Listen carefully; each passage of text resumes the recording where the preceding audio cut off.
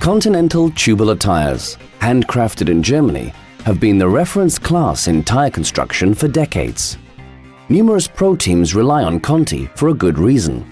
The tires have to be bonded firmly to the rim to ensure that the force is transferred reliably to the road. A professional mechanic demonstrates how it is done. Conti recommends that only liquid rim cement from Continental be used. The classic cement in the orange tube or can was developed for aluminium rims. The can with a brush is ideal for professional mechanics who bond tires on a regular basis. The tube is sufficient for bonding one tire and is therefore ideal for occasional use.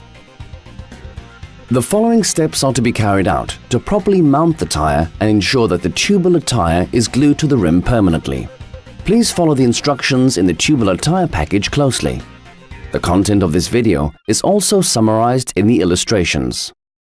To facilitate the mounting process and to ensure that the tire sits as well on the rim as possible, you should allow the new tubular tire to sit on a dry rim for several days inflated. Remove the protective cap from the valve and unscrew the valve.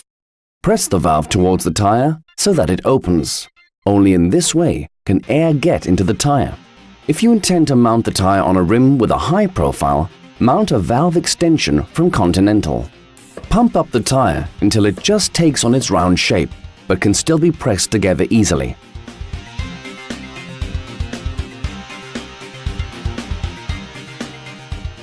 Screw the valve shut once again. Place the valve in the valve hole of the rim. Press the tire into the valve hole.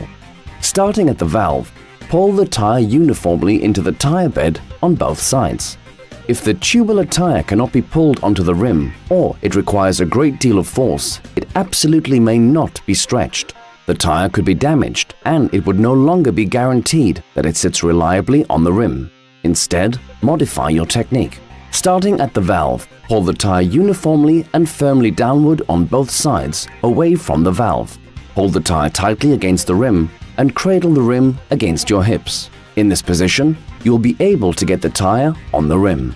Check that the tire sits on the rim uniformly all the way around and adjust if necessary. Open the valve and inflate the tire to the nominal pressure specified on the tire's label. Let the inflated tire sit on the rim for several days.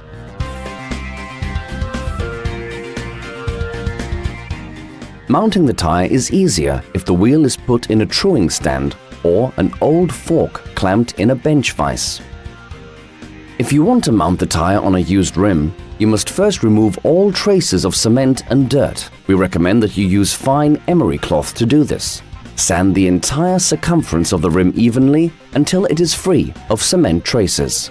It is also wise to sand new rims slightly. The valve hole in the rim is often not cleanly deburred, which can result in radial runout or even damage to the tire. If this is the case, deburr the valve hole of the aluminium rim using a round file. If this is done, the valve area clings to the rim better.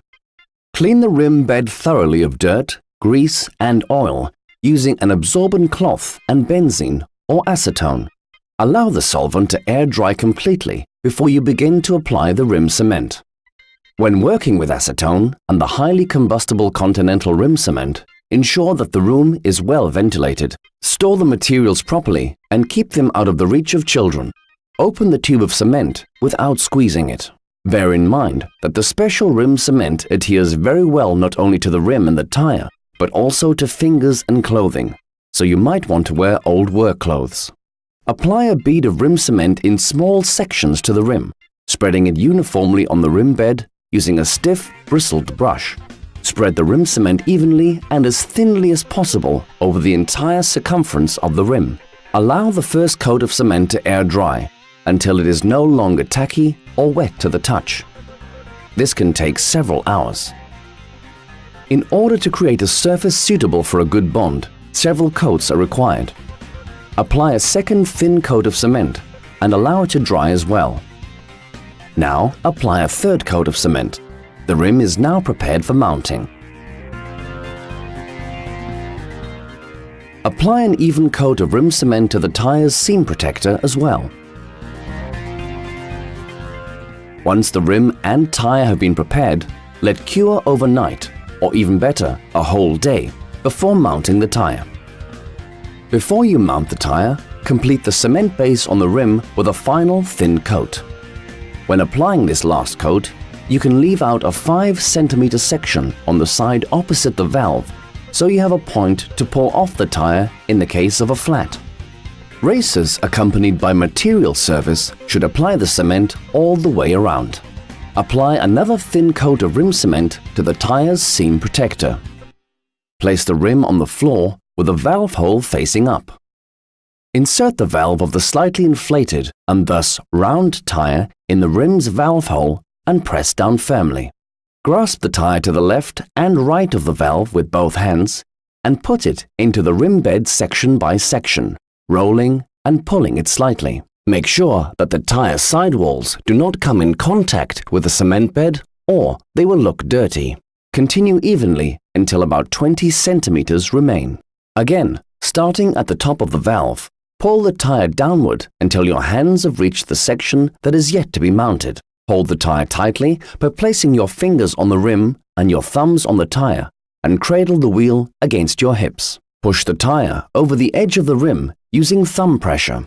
Once the tire is in the bed, it must be centered and aligned. Very seldom does the tire run true immediately. Check the tire over the entire circumference. The seam protector must be aligned equally to the left and to the right. If the tread is not centered or if the tire wobbles to the side, lift the corresponding section from the rim, twist it slightly, and let it go once again.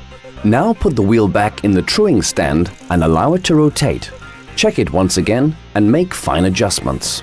If the tire has no lateral runout, remove the wheel from the stand and inflate tire fully. Apply load to the wheel using the axle journal and the quick clamp and roll it along the floor for several meters. The wheel should be vertical as well as tilted to the side for several rotations. Then check that it indeed runs true and has no radial runout. Clean the rim's braking surfaces of any traces of cement with an absorbent cloth and acetone. Allow the wheel to cure 24 hours before use. Before you ride on the wheel the first time, adjust the inflation pressure according to your needs, following Continental recommendations. Remount the wheel, reversing the procedure you used to remove it. Close the brake quick release lever and check that the brake pads contact the braking surfaces of the rim. Make sure that the quick clamp is closed tightly. Be certain to test the brakes. Before each ride, check that the tires are in good condition, that the valves are not crooked and have sufficient pressure. Monitor the inflation pressure using a pump with pressure